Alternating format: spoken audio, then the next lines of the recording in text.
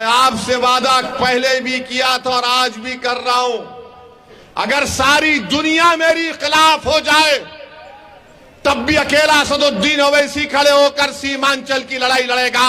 मैं दुनिया के खिलाफ जाने को तैयार हूं। तुम्हारे बाप की वजह से तुम नहीं जीते, सीमांचल के गरीबों की वजह से तुमको कामयाबी मिली। लंदन ने सीमांचल में जनसभा की तो इसी कोचा दामन के मौसूफ ने आखिरी सफ पे उनको बिठा दिए और फोटो डाल रहे कि मैं बैठा हूं।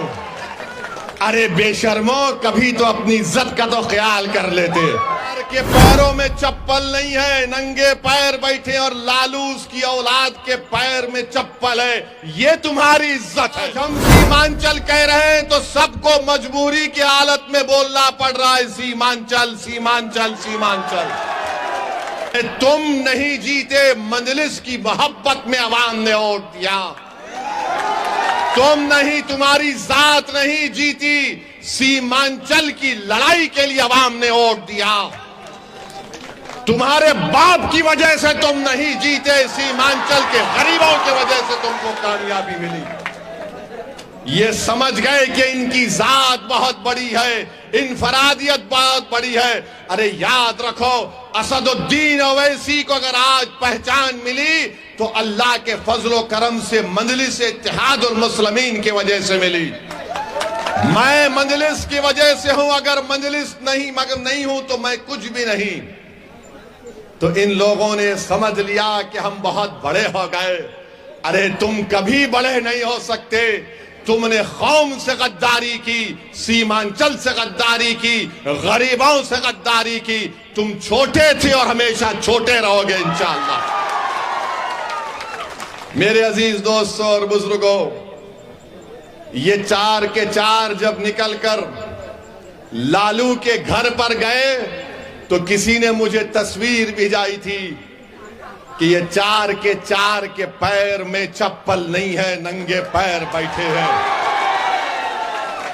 4 के पैरों में चप्पल नहीं है, नंगे पैर बैठे, और लालूस की औलाद के पैर में चप्पल है, ये तुम्हारी इज्जत है।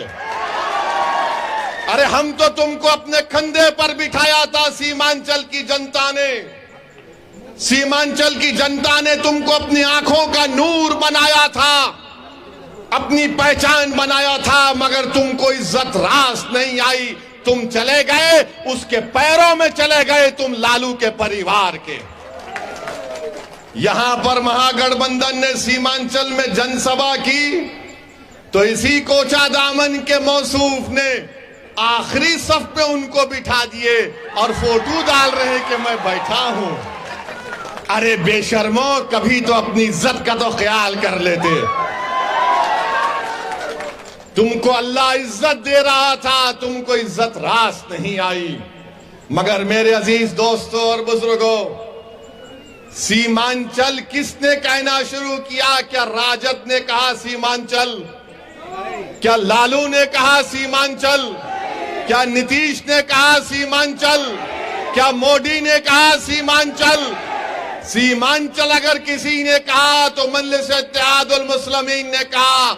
आज हम सीमांचल कह रहे हैं तो सबको मजबूरी की हालत में बोलना पड़ रहा है सीमांचल सीमांचल सीमांचल।